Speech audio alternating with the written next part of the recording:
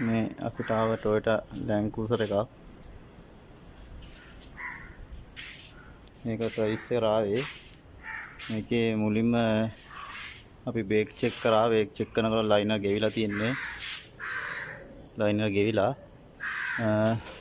Break ප්‍රෙෂරුත් leak ඒව දාන්න ඕනේ.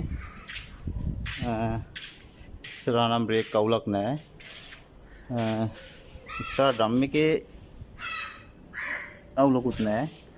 කට්ටමකුත් නැහැ. මේ ඔක්කොම හොදලා කරලා තමයි අපි යවන්නේ. ඉස්සරහා ඔෂරුත් හොඳයි.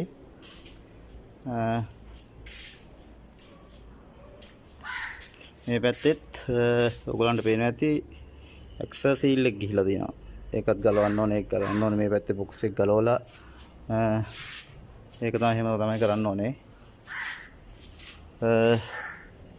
කුරුසනම් අවුලක් නැහැ.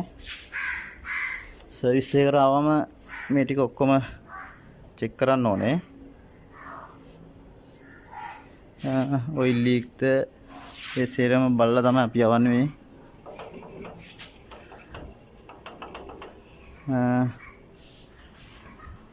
මේ ෆිල්ටර් එක අර පොල් ටික එක ඒ තියෙන්නේ.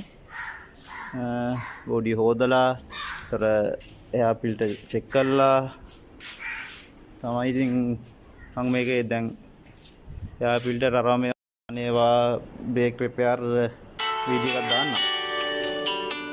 right, thank you.